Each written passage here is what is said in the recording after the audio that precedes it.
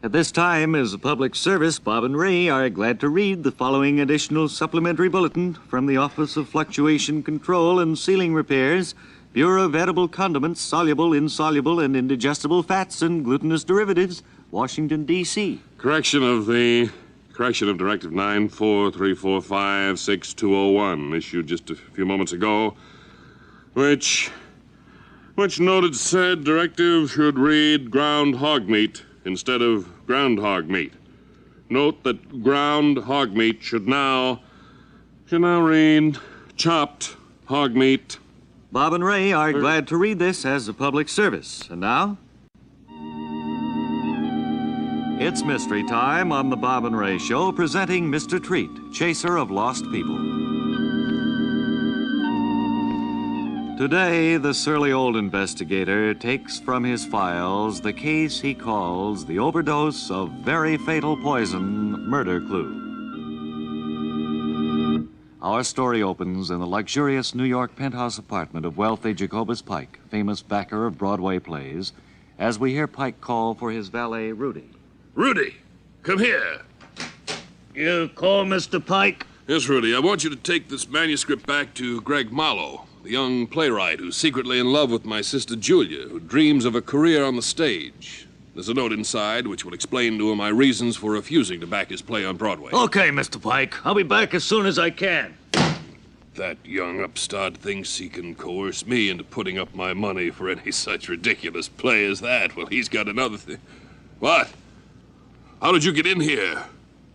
What do you want? No, don't shoot me with that gun you're holding. I'll do anything. Don't come any closer. No! Ooh, you've murdered me. You sneaked in here, wearing the disguise of someone I don't know, and waited till I was alone. And then you killed me. Oh, I'm dead. And several hours later, in the office of Mr. Treat, chaser of lost people, we see the surly old investigator at his desk, as his assistant Spike Delancey ushers in a tall young man with dark features. And we hear Spike say, This gentleman says he wants to see you, boss. Well, usher him in, Spike. He's a tall young man with dark features, boss. I can see that, Spike. He looks guilty to me, boss. No man is innocent if he's proven guilty, Spike. Show him in. Say, mister, I told you Mr. Treat was fair. That'll be all, Spike. Sit down, sir. I'll be right outside if you need me, boss. All right. Now, what can I do for you, sir? Mr. Treat, I'm Gregory Marlowe, young playwright, secretly in love with wealthy Jacobus Pike's sister, Julia, who dreams of a career on the stage. Come, young man. You'll have to put your cards on the table if you want me to help you. I'm coming to that, Mr. Treat. This morning, I went to Pike's expensive New York penthouse apartment. You went there believing that Pike's sister, Julia, had talked her brother, wealthy Jacobus, into putting up the money for the new play you've written. Mr. Treat, you're uncanny. I'm right, then. No, I went there expecting to have Pike give me a check for my play so that I could start producing it next week. And what did you find, Marlowe? I found Pike dead, Mr. Treat. Dead? Dead, Mr. Treat. Murdered by an overdose of a very fatal poison. Dreadful. And you want me I want you to help me, Mr. Treat. Well, I'll do my best. My assistant Spike and you and I will first go to the murdered man's apartment. Oh, Spike? Yes, boss. What can I do? Open the door before you come in, Spike. Oh, I'm sorry, boss. Yes, boss. What can I do? Get my car, Spike. Mr. Marlowe here is going to accompany us to the apartment of the late wealthy Jacobus Pike. I think we've stumbled on a murder.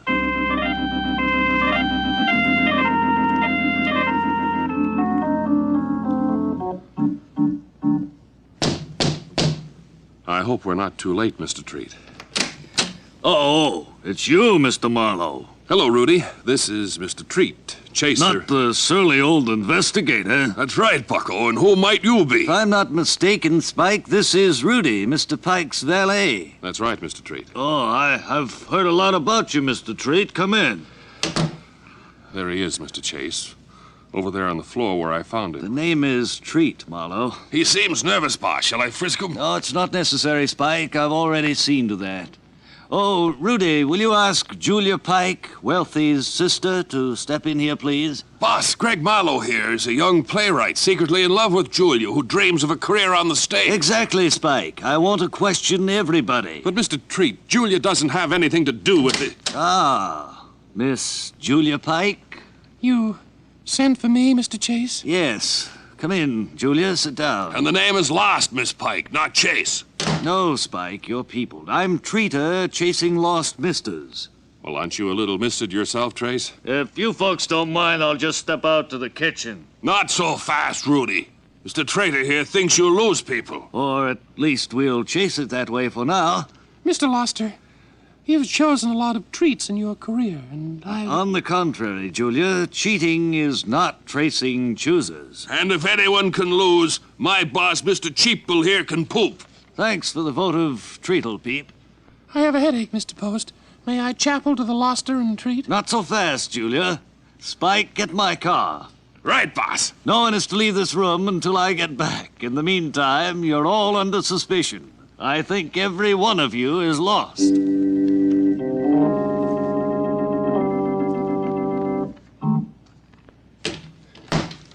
But, boss, you left all the suspects back there at Wealthy Jacobus Pike, famous Broadway backer's apartment. What if they try to escape? Exactly what I'm figuring, Spike. One of those persons, Julia Pike, sister of the wealthy Jacobus Pike, Rudy, his valet, or Greg Marlowe, handsome young playwright secretly in love with Julia, who dreams of a career on the stage, is the guilty one. Then it's some kind of a trap, boss. Quiet, Spike. What? Shh.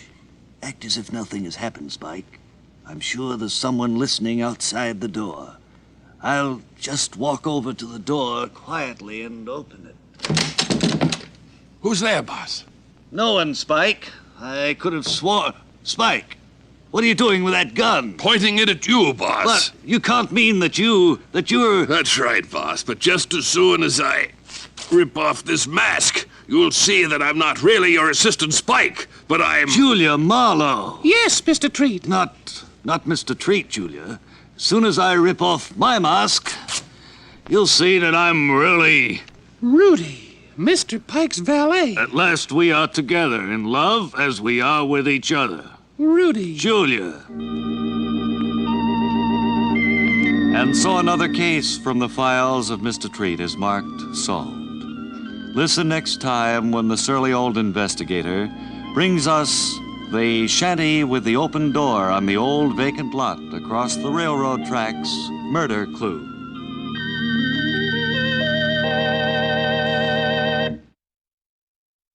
Now then. I'm here. I'm the author that Mr. Wilbur Conley invited up here to... You are Bonfilio Rumpelmeyer, is that right?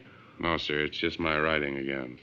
What is your name, then? Alfred E. Nelson. Alfred E. Nelson, who is our author guest on this session.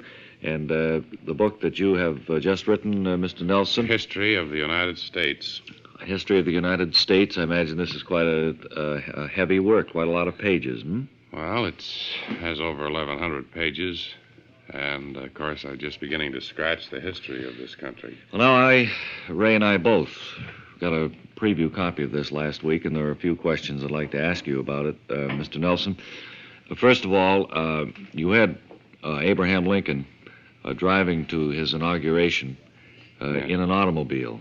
Well, that was... Did you check on that at all? Yeah, well, there's several glaring errors in the book that, unfortunately, I didn't catch. That was one. Referring to the father of our country as Nelson Washington, too. I thought I was just thinking of my last name, and it was a misprint. Well, actually, of course, his name was George. George Washington. Yeah. You had several things like that. I remember you had the publisher of Poor Richard's Almanac. You had Benjamin French. Yes, instead it should have been Benjamin Franklin. When did all of these things come to your attention, these mistakes, these glaring errors that you had? Well, a friend of mine brought them to my attention. After the book was published, of course, I sent out several books to reviewers of papers, and then I send some to my friends.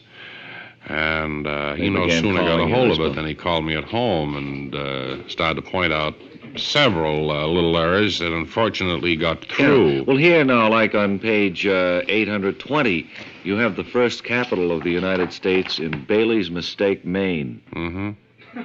What prompted you to do that?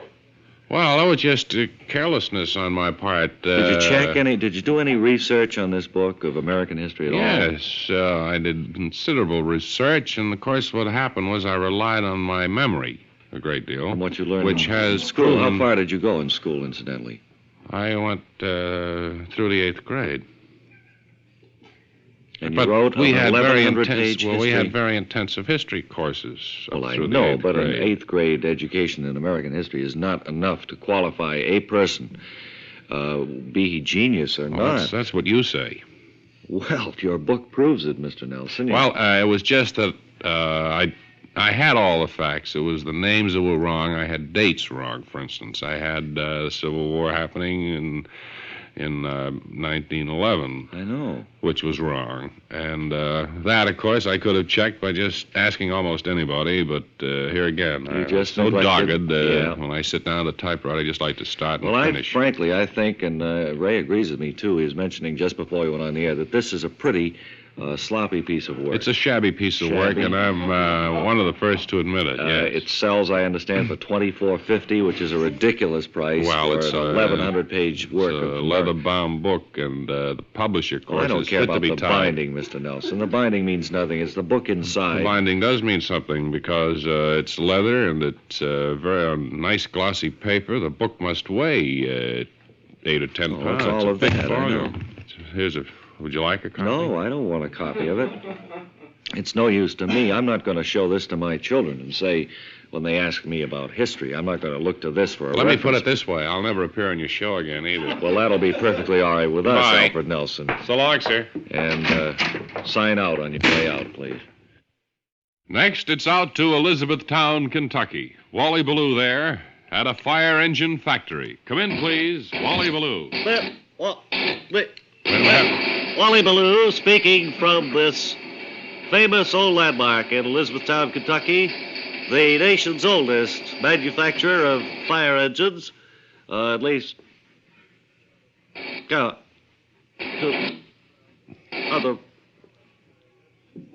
around here. And to tell us this unique story is the manager of plant number 7, who's standing next to me, Bonfiglio H.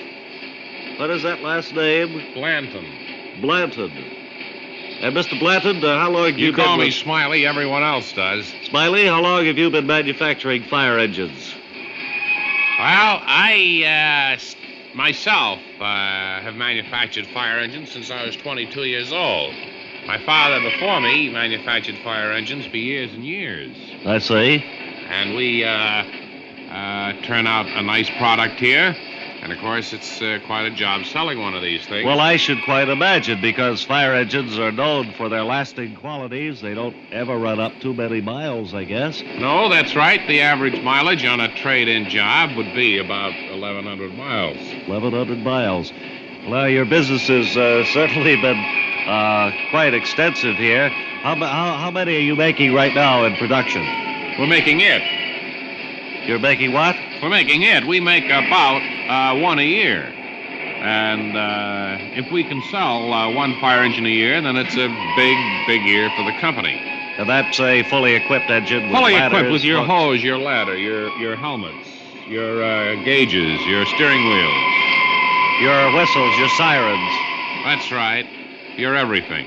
Have you ever thought of trying to sell these things to other Your, businesses, your like tree pipes. surgeons or something? No, we have been thinking lately at the board of directors of turning out other things that we could sell, such as stand-up trucks. I can't hear you, Smiley. I say we have recently been thinking of turning out other... You smell smoke. Yes. We have been recently, as I was saying, trying to develop new products. Is that smoky smell a normal thing around here? No, it is not. How about those billowing clouds of black smoke? No.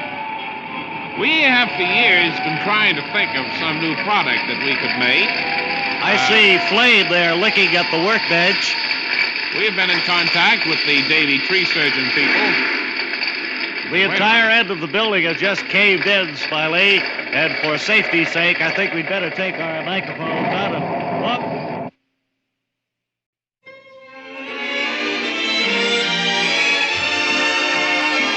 Now welcome to the first radio cast in this area of Repulsive Pictures' 1934 box office bomb, Test Dive, which starred several British actors. Well, Eddie, what are you doing? Oh, I thought I'd just get a cup of coffee. Nerves a little... Hey, I was just shaky. looking over your physical. I don't know whether you're going to qualify for that dive. Oh, don't tell me that, Harry. No, well, it's not that you're not okay. It's that you've done so many of them. Well, look, there's only one more to be done. That one tomorrow morning. And then I'm putting the down payment on that little white cottage with a fence around it. Madeline was telling me about that. She's a great gal, Harry. I know she is. It's only for her that I'm quitting the air game. Have you thought about what you'll be doing after the dive tomorrow, Eddie? No, just gonna take it easy. Grow carrots, beets, that little garden out back. Play with the kids. I'm awful glad that you've saved your money the way you have. I know that you've always gotten so much enjoyment out of that garden and that home. Yeah, will you hold this cup for me? Eddie, Yes, sir, that one test dive tomorrow will be the end of a terrific career, and then I'll be starting out on a real pleasant retirement. The chief doesn't know whether you should do it or whether I should do it tomorrow. Oh, I don't want you to do it, Harry. Look, this is just routine. I know it's routine, but you're... Well, I gotta go now. I gotta Listen, just get the feel of the ship. Want to go with you, Ed? No, I'll be okay. You want to do it alone, huh? See you tomorrow, and thumbs up. Right.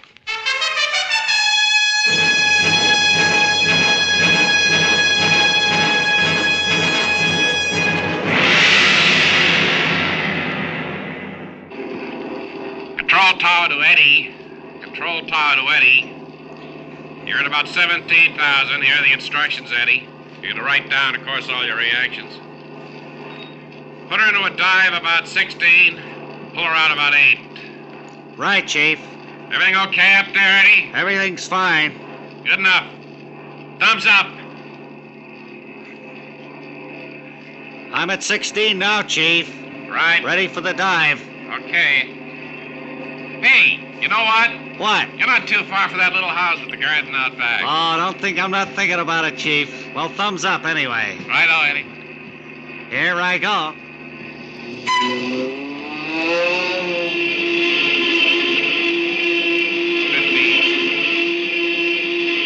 14. Control tower to Eddie. Pull out, man! Pull out! Eddie, Yeah, Chief. pull her out now. Oh, I'm not pulling out now, Chief. I'm gonna prove this ship has got what it takes. Pull Thumbs her up. out, Eddie. This is an order. Thumbs up, Chief. This is an order. Why didn't he pull out of that dive? What's he, crazy? Come on, pull him out. Remember that little white house, Eddie? Eddie, pull her out. With a picket fence. Pull her out, Eddie. I'm not pulling it out, Chief. We'll be back for the climax of Test Dive in just a few moments. First, this reminder that our next broadcast will feature the soundtrack of the 1935 movie If Pain Persists. Now, back to Test Dive.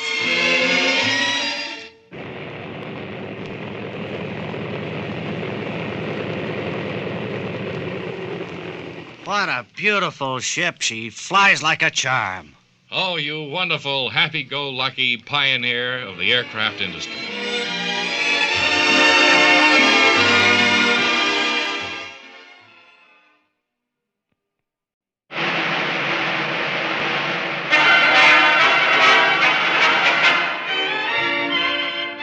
Hi again, everybody. This is your Faces in the News reporter. Today's face, a red one. It belongs to truck driver Joseph Swanson. Joe, How do you like your picture in the paper? Pretty good, but it's not the first time my picture's been in the paper. Once when I was 13, there was some kind of an epidemic around, and the picture was taken of me standing on line waiting to get a shot from a doctor. And the picture of you that appeared in the paper yesterday, the one showing your truck wedged in under the Harvey Township underpass, was it as enjoyable as the picture you just discussed? Well, the picture of me standing in front of my truck shows me... With a perplexed look as you stare at the contents of your truck spilled all over the road. Yeah. Well, I like the one when I was 13 better. I was much lighter then, wirier. Sure. I looked like a jerk in this latest picture. Well, I tell you, would you tell our listeners about your poor height judgment, Mr. Swanson? Well, you know, life is just a matter of inches. In baseball, a ball can be hit 1/10 of an inch away from a fielder. Yeah. A safe could fall out of a building and miss a guy by half an inch, Sure. and sometimes 3/4 of an inch could be the difference between... Well, now, look, I agree that life is a matter of inches, Mr. Swanson. Right. Now then, how high was the underpass, and what was the height of your truck? Well, the underpass is 11 feet high, and my truck, from the pavement up, runs about 27 feet. Oh, boy, that must have been quite an impact, Mr. Swanson. Well, it's funny the way it happened. I was approaching the underpass, and I noticed the skull and the gear shift stick wasn't screwed on They tight. do come loose every once in a The while. head was facing the instrument panel. And that threw you off, Certainly did. Next thing I know, whammo. Well, it's lucky you didn't get hurt. That's all I can say, Joe. Well, I have the protection of the foam rubber padding on the dashboard to thank for that. When I hit the underpass, I was thrown against the dashboard and snapped back into the van of the truck. I see. Well, now, Mr. Swanson, in the picture, you're Yeah. staring at the contents of the truck Yeah. scattered all over the road there. Would you tell our listeners what you were transporting? I was transporting a lot of office equipment. Desks, swivel chairs, filing cabinets, wastebaskets, desk sides, coat racks, water coolers, all stuff like that. And the picture shows the furniture all over the street. Yeah. Now, in this one picture, I see a man sitting on one of the swivel chairs that was thrown off the truck, and he's got both thumbs under his suspenders, and he's wiggling his fingers and smoking a Yeah. cigar. Do you know him? No, he's some wise guy. Make him believe he's an executive. A lot of guys kid around when something like this happens. You know, that's the truth. And then I also see a man with a feather duster going over your truck with mock sincerity. Yeah, I punched him one. Uh-huh. Well, how's your boss feel about all this? Well, Mr. I'm Swanson? very lucky there. I'm my own boss, so I have Oh. nobody to answer to. All the damages I pay for. You're indeed lucky, Mr. Joseph Swanson. Yeah. And thanks for being such a wonderful face in the news.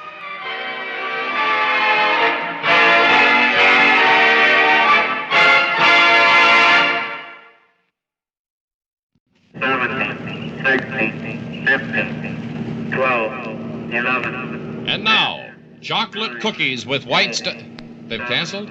Oh. As a sustaining feature, here now another episode of Lawrence Fechtenberger, Interstellar Officer Candidate.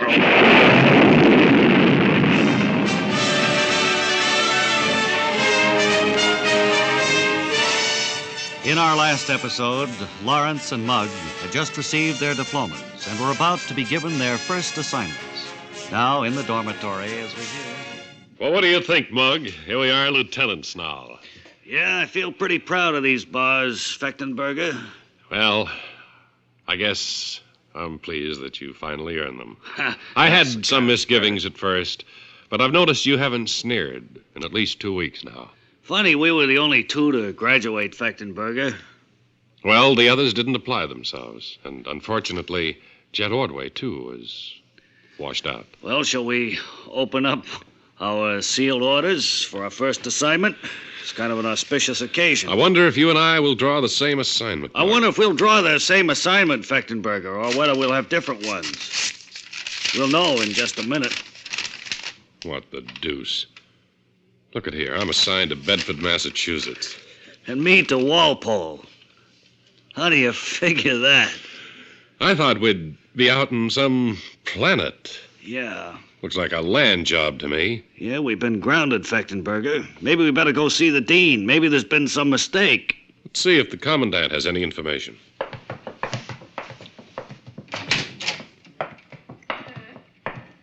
Down these stairs, Fechtenberger.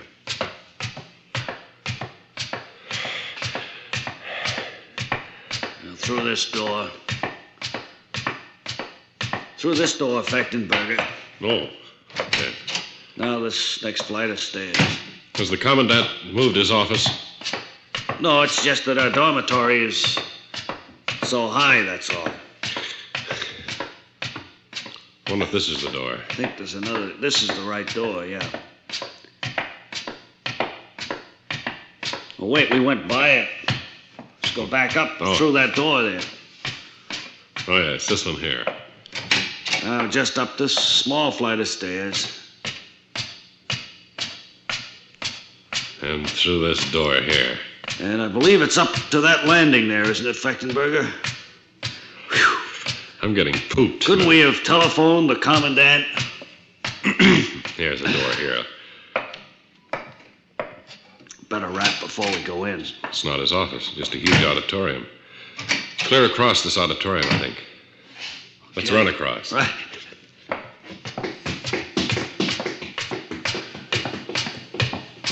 Hey, come down, Fechtenberger. What are you going up there for? I thought his office was up here. No, it's over here. Come on back down.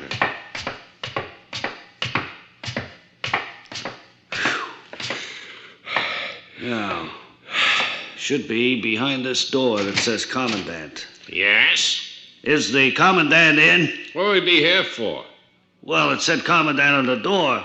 No, this is just where we stoked the fires. You're in the wrong. The commandant's way across. Across and up? Across and up in the other building. Okay, thanks very much. Sorry. Let's go. Do you think we ought to stop for lunch, Fechtenberger? I'm pooped, Mellish. Let's sit down. And so Lawrence and Mugg are in a quandary as to what their first assignment means. One at New Bedford, Massachusetts, the other at Walpole. Be sure and join us next time when we'll hear Lawrence Fechtenberger say, You heard right, Mellish, and it's all your fault, too. We've been grounded. In the next episode of Lawrence Fechtenberger, Interstellar Officer Candidate.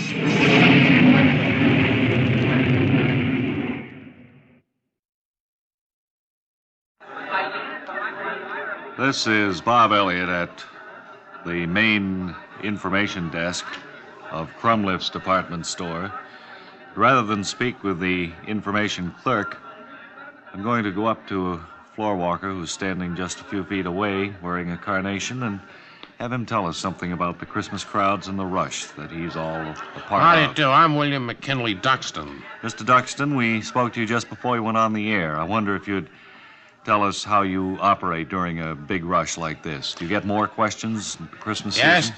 but you see, the funny part of all this, of course, is that I am not an employee of this store. You're hired just for the Christmas time, is that right? I'm not even hired at all. Uh-huh. I'm more or less self-employed. What I do is, of course, arrive at the store, and I come down without a top coat or overcoat, and I have a flower in my lapel. Yes, I don't sir. wear a hat. So that when I come in the store, I look like an employee, You're and I look wearing like a floor walker. Striped morning trousers there, too. aren't That's you? right. I bought these years ago for a wedding I went to, and they fit in very well now. Well, just I mean, what I do you fit do into in- them very well now. How are you self-employed here if you're not a floor walker? Well, when a lady comes up to me, for instance, and says, "Do you sell minks here?" I say, "No, we don't, madam." But they have a big mink department here I at know, Crumliff's. I know, but it's a joke to see her go flying out the door to another shop. And then I'll have some lady come up and say, "Where's housewares?" I'll say, "It's up on the 11th floor." Uh-huh. And up she goes, and they're in the basement. Well, I know that.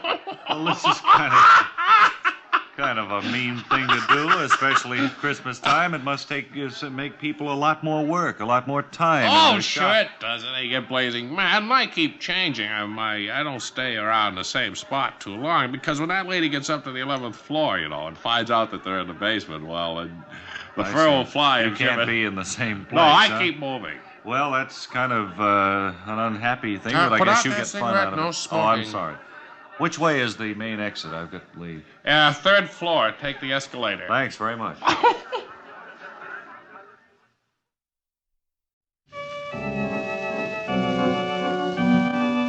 And now a cookie with marshmallow on it, then covered with chocolate, and then a piece of candied fruit on top of that. Brings you another episode of Matt Neffer, boy spot welder. As we look in on Matt, he's in the front room of his home talking to his good friend Todd.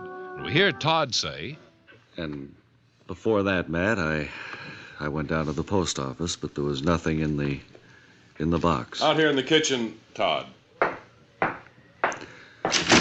I said before that I went down to the post office. Found nothing in the mailbox. Mm-hmm. Wonder what that means. Well, it means that no one wrote to you. No, but didn't I just last week get a letter saying that I'd received one on this date and that I was to memorize its contents? Yes, I seem to remember something about that, Matt, but if you didn't get a letter today, you certainly can't memorize the contents of it. I was thinking perhaps they'd wire you, send you... I'm out here in the back entry, Todd. I was thinking perhaps they'd wire you, send you a telegram or something. Todd, do they put up peanut butter in 5-pound cans anymore? Not that I know of. We used to Matt. keep it out here in the back entry. None here now, that's obvious. It's before they homogenized it. Remember, it used to have all the oil on top and you used to have to Yes. knife it? Yes, those were good old days, Matt. Days when we weren't as... Telephone is ringing, Matt. Do you want to answer it, or shall I? Why don't you go answer it, Todd? Did I pick up the receiver yet, Matt? I'm out here in the garage. I can't hear you very well. Well, I'll pick it up again anyway.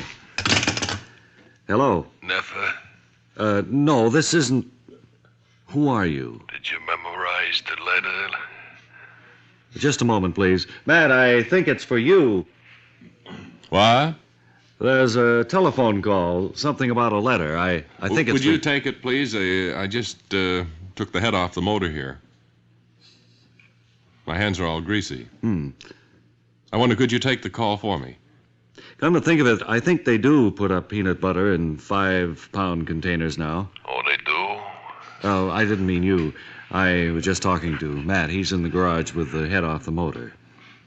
You tell him the head'll be off himself unless he memorizes the contents of the letter that he received today. Very funny.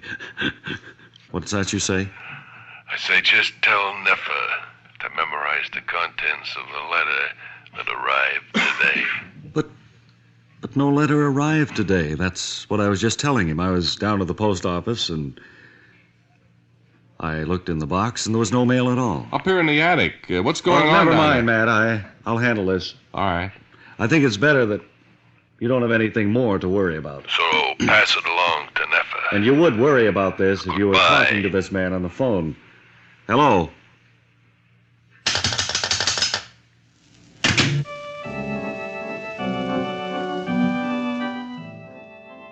A cookie with marshmallow on it, then covered with chocolate, and then on top of that a piece of candied fruit, has brought you another episode of Matt Neffer, Boy Spot Welder. Well, we thought it might be nice right now. Is that light blinking on the phone there? Yeah. Well, we'll have to hold off what we were going to do. This could be important. Hello? Hello, Bob? This is Bob. Hey, Ray, how are you, fella? This is Steve Bob. Bosco. Steve. Hey, Ray, hope you have a good and happy New Year for Steve yourself. Bosco, What up, ladies Bob? Will you, Ray, boy? This is Bob, Steve. Wait a minute. It's Hey, Steve. Bob, Steve. Right. Happy New Year. Happy New Year to you. Hey, what do you think of all those ball games? Oh, they were real good. How you doing, fella? They look... Hey, did you have a Happy New Year? Yes, wonderful, Steve. Hey, that's... Haven't hey, heard from you for several weeks now. Hey, Bob? Yes? Happy New Year, fella. And hey, it's- look, Bob. Yes. Steve here. Right. Hey, look. I need some money. Well, now, wait I a want to minute. head down to Clearwater, Florida, take a look at some of the baseball teams, Well, one Bob. thing now, the spring training doesn't start for a couple of months yet, at least, and this is kind of early to be going down there, don't you think? How you doing? Hey, did you have a Happy New Year? Yeah, real Hey, nice. good, Bob. Say Happy New Year to Ray. Listen, we haven't had any reports from you for months Bob, now. this is Steve. Right, I Hey, know. how you doing? Hey, look, I need some money. I want to go down and cover the spring training of the baseball Well, team. will I you- want to go to Will Clearwater. you make sure you'll call us and give us reports if Yeah. we send it? How you going, Bob? I hear you all the time, every Okay. afternoon and mornings. Wonderful. Nights. I listen to you. Hey, Yes. Happy New Year, Bob. The same to you, and we'll get the money off if we can be promised a report for next week. Hey, would you send about $600, Bob? Where'll I send it? To the most expensive hotel in Clearwater. And now, this is Steve Bosco rounding third, being thrown out at home. Now it's eating time, huh? What do we have in the way of refreshments, Tony? Raisin toast, Arthur. Raisin toast. That's right, Arthur. Isn't this National Donut Week? I didn't know that, Arthur. It's what it says here. Well, we don't have any donuts, Arthur. National Donut Week. We have raisin toast sent over National from the... Donut Week. All of our folks here in the studio should receive a donut. Sent over from the Raisin Institute, Arthur. Let's commemorate the event. We can hand each one of them a donut, huh? We don't have any, Arthur. We don't have any donuts for them? No, we don't, Arthur. This is National Donut Week. Well, I'm sorry, Arthur, but I'm not in charge of this. Well, I thought you took care of all of the arrangements. Well, I do not, Arthur. I suppose you don't know that the 31st is National Apple Day. We all have an apple for everybody? No, we haven't, Arthur. No apples here at all, Arthur. Well, who's in charge of this stuff anyway? I don't know, Arthur. You certainly... What have you been doing with your time? No preparation whatsoever. Sorry, Arthur. I want to see you right after the show. All right, Arthur. You know where my office is. I don't have a pass to get up there, I'll Arthur. expect you right after the show. Now back inside. Wally Ballou today is covering a great event that we thought would be very interesting to most of you people, and that is the now famous submarine races held along the eastern shoreboard up there somewhere around Maine. But Wally will tell us exactly. So if you'd come in, please, Wally Ballou. This is New York calling Wally Ballou along the coast of Maine. Please, come in, Wally. This, of course, is regatta time all over the country, and this is something a little bit different, I think. Second, Bob. Yeah. I thought he was coming in. Go ahead. Let's try it once more. Ballou, off Bath, Maine, where in just a moment you'll hear the starting signal, the throwing of a rock into the river, which signifies the start of the submarine race. They'll race from the point where we're standing to some half a mile up the beach, and where Artie Sturmahorn is standing by with his portable microphone. 236. Now one of the officials is ready to drop the rock. And in a moment, you'll hear the rock drop, and the submarines will submerge as this crowd of some 1,400 people. There it goes, and there they go under. They've submerged, and you'll hear the cheers as they start on their way. They're both now completely submerged and heading for the finish line, a race against time. Here's one of the spectators standing over here. How do you like so far the race today, sir? This is a lousy spectator sport. I paid $1.10, including tax, to sit here in the grandstand, and all I do is go under the water. I see them start, and that's the end. Well, how You never know else is who a submarine wins. going to race anyway? Well, they could race on the top, couldn't they? Well, that wouldn't prove the true prowess of the submarine under actual conditions. Well, I think it's a miserable spectator sport. Now, down at the other end at the finish line, Artie Sturmahorn, my broadcasting partner, and his portable microphone. Sturmahorn here at the other end of the line, where in just a few moments we expect one of the two submarines to cross the finish line first. It's very hard for me to determine from my particular vantage point just who is in the lead at this moment. Can you see anything, Artie? Hello, Artie. Take Sturmahorn back. Don't interrupt me, please, Wally. You ruined the thread of my No, I was wondering thinking. if you could see anything from where you're standing. I was just saying, it's very difficult for me to see anything from where I'm standing. The water, I would estimate, here is probably 30 feet deep, and just enough for the submarines to... I might point out, too, that the tide is coming in. When I first went on the air, I was on what appeared to be dry land. I'm now in water halfway up my legs. However, I shall stay here until...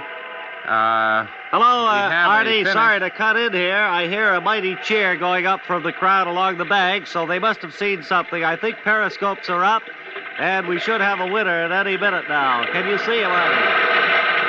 Tide is running very high here now. I only hope you can hear me.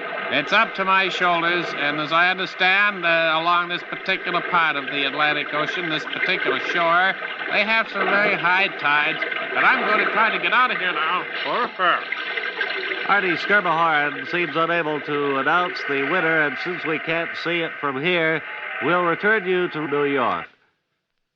And here with us is a man with a rather interesting job that we picked out of the audience just a few moments ago. Mr. Bird, I think your name is. Is that right? Yes. B-Y or B-I-R-D? B-Y. What's your first name? Fleming. Fleming Bird.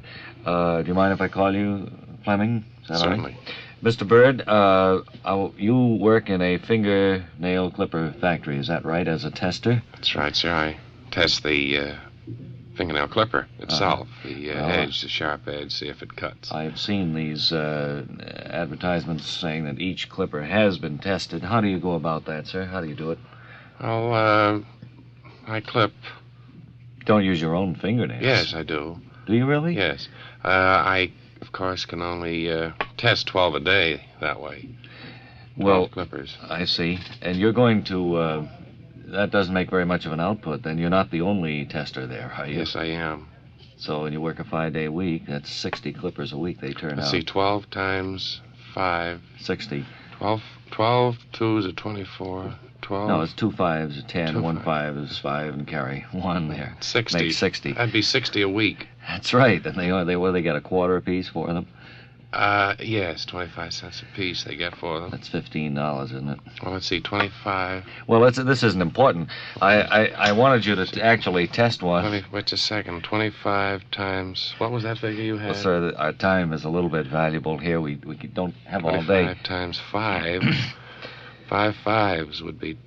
I just don't... I was thinking the economics of Would the you thing. carry it, too, there? Yes, I think you so. would. Now, will you test one of these clippers? I'd like to see you do that. Well, I saved one fingernail so I could test it here. One hand, you mean? Yes. All right. There. There's one. And now another. That does work. Good. Now, can you tell at this point whether the clipper's in good shape? Yes. These 3 have been fine now. All right. The 4th one. Mm-hmm. Now the 5th one. And the 6th one. Well, there you have an actual demonstration of how these fingernail clippers are tested. Thank you very much, Fleming Bird. What's that, 25 times 5? Yeah, I'll get with you a little later. And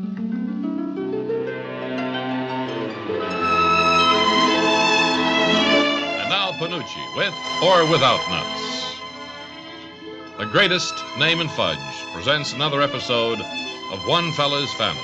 Today's episode, entitled Fixing the Family Sandbox, is taken from Book 11, Chapter 14, pages 19, 20, 21, and the bottom of page 7.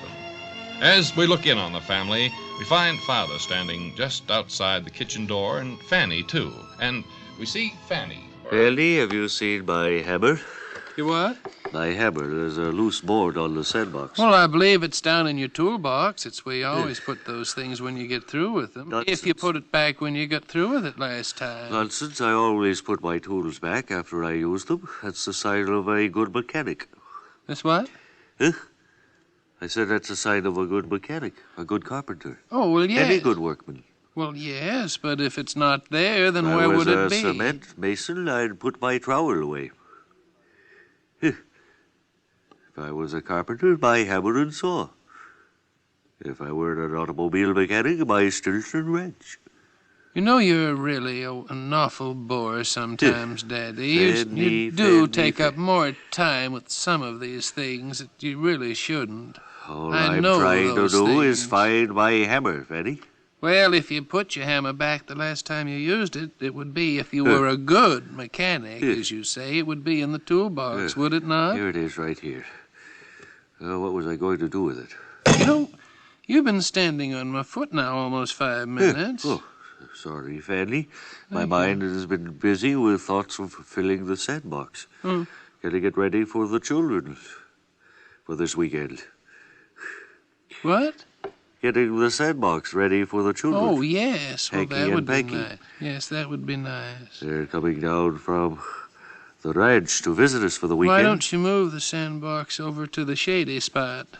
A little bit of sunshine never did anybody any harm, Fanny. Do you want to fight about everything I say? The sandbox is heavy. Well, Take a team of horses to pull it over to that shady spot. All right, then. By the time we get there, the sun will be past the shady spot. Yeah. Get the picture? Oh, now don't get smart. I've got the picture all right. Just do what you want to do and don't bother me none. Fairly.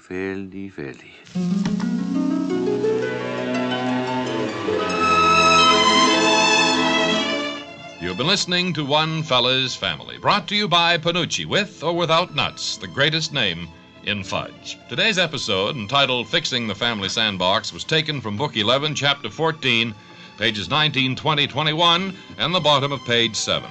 One Fella's Family is written and produced by T. Wilson Messy. This is a Messy production.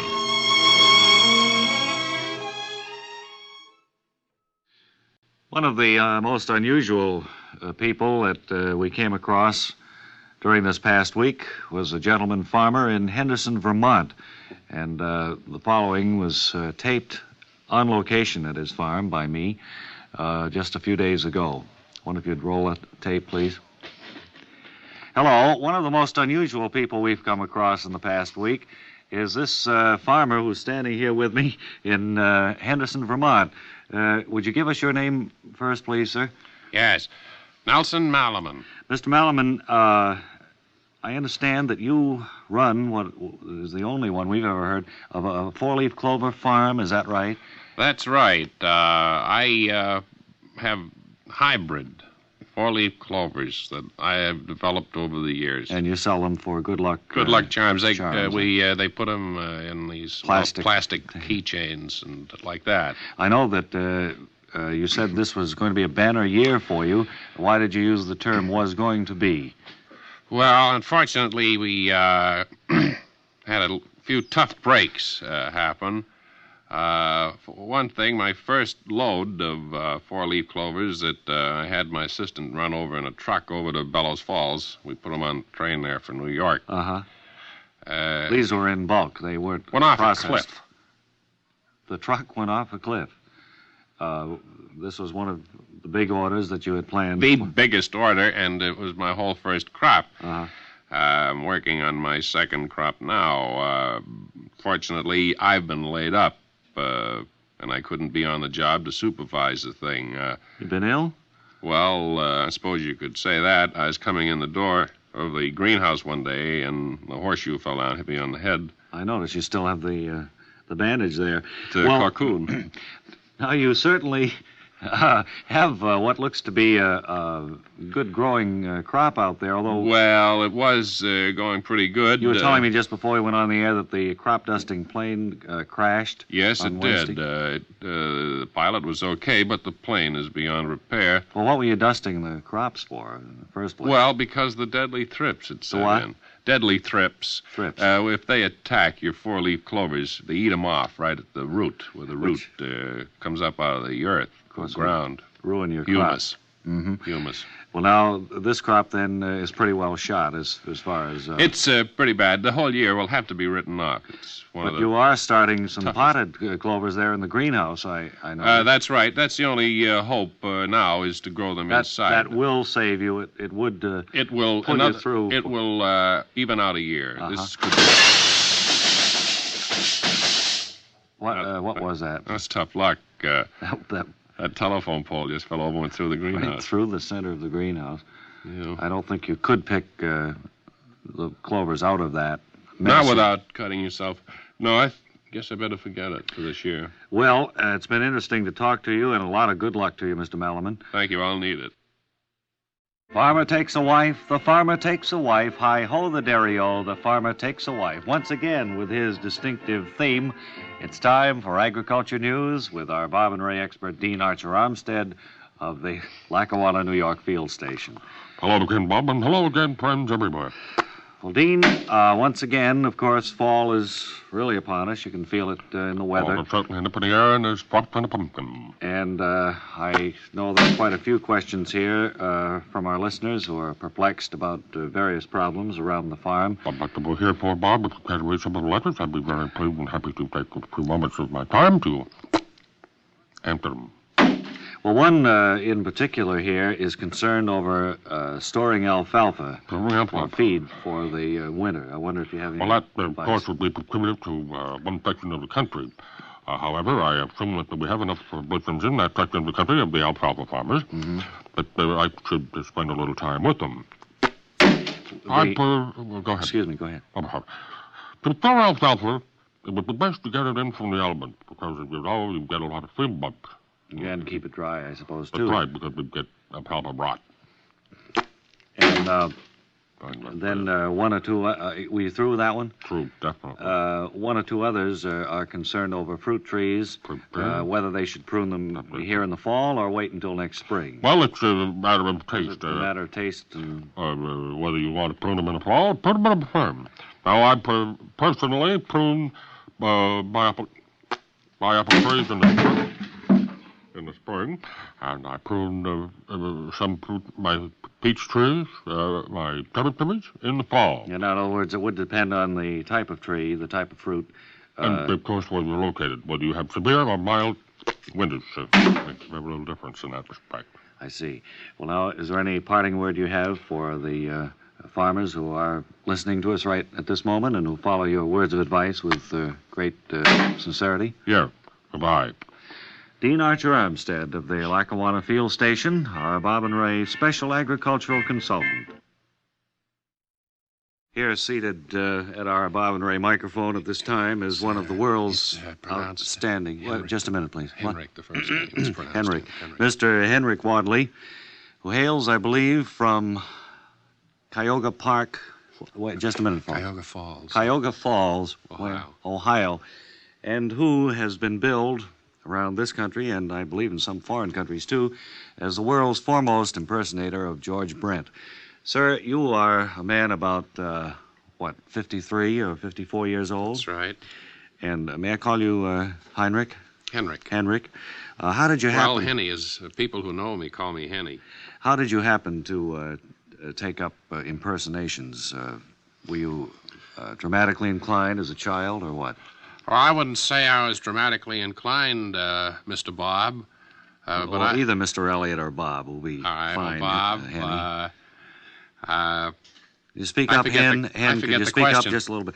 I said, have you done impersonations ever since childhood, or what? I remember the question now. No, and I wasn't particularly dramatic. It was just that I saw a George Brent movie once, and I just thought I'd try to sound like him, and it came out Could you well. give us a little bit of George Brent? I think the folks would like to hear just how you go into this in your act. Well, I say, probably you'll remember this scene from a great movie. And then this is when I do This George is what you Brent. do. Well, I'm home. Anything new? I don't remember the exact movie, but... I don't either. Neither does the voice sound too familiar to me. George Brent had quite a deep voice, as I remember. Have you lost the touch for it, or what? I mean... Well, I've been doing it so long, and naturally, my voice... How many years have you been impersonating George Brent? Over 30 years. 30 years. And, of course, I put a few gray hairs in my squash in that time, and my voice has changed. Do you do any other voices? Helmut Dantine. Could we hear a little bit of Helmut? What's going on in here anyway? That's Helmut. I see on the card here you do Claude Dauphin, too? Yes. Could you do a little Claude Dauphin for us? Sure. Well, that's the way it goes, I guess, dear. So long for We've now. been chatting with Henny Wadley, the world's foremost impersonator of George Brent, with a few extras thrown in to kind of round out his entertaining. I want to thank you for coming all the way from Cuyahoga Falls, and let us know when your next appearance is. I certainly will, Mr. Bob. We had a great deal of mail since Webley Webster's last appearance, at which time he gave us a book review, and he's here today. Webb, quite a few people have requested that you give us another one, you with the help of the Webley Webster players. I see you have them assembled out there in the big studio. Do you have something for us? Yes, that's right, Bob. I thought we might dramatize what I think is one of the most interesting scenes in a new book that I'm going to review for you, Tom Swift and his atomic fertilizer spreader. Oh, this is one of the Tom Swift series, of course, so familiar with the younger generation and the oldest. Well, it's the latest, I think. The latest Tom Swift. It must be. He never employed atomic power before. Uh-huh. Energy. Well, now, Atomic energy. where does this scene take place? In his laboratory or in No, in Hudson? they're about 4 days out at sea as we look in on the players now, and they'll dramatize, I think, the most dramatic part of the whole book. Begging your pardon, Captain. What be ye want, matey? Well, we're 4 days out, and we still don't know where we're going. Isn't it time you opened the sealed orders? Why... Oh! Oh! Oh! Oh! Now get up off on the deck and talk to me with a civil tongue in your head. Begging your pardon. Belay, matey. What you mean coming by here and giving the good cap'n orders? Well, it's only that the men are getting a little shaky, sir. They want to know where they're going. No. Oh. No. Oh. Begging your pardon, sir. It was only a civil question I was asking. Get up off the deck. All right, sir. Have ye all had your grog today? That's right, sir. Why... No. Oh. Taking it easy, sir. Now I think maybe you'll be keeping that civil tongue in ye head. Aye, sir. Take off ye now to the galley. Get me some food. Aye, sir. Why? No. And that's the scene, huh? That's it. I think that's the most dramatic thing I've ever heard or read about. Well, where was Tom Swift? I recommend it to everybody from 6 to 6'er. Well, that's all right, but... Tom Swift and his atomic fertilizer spreader. Another Webley Webster book review. We're now back inside.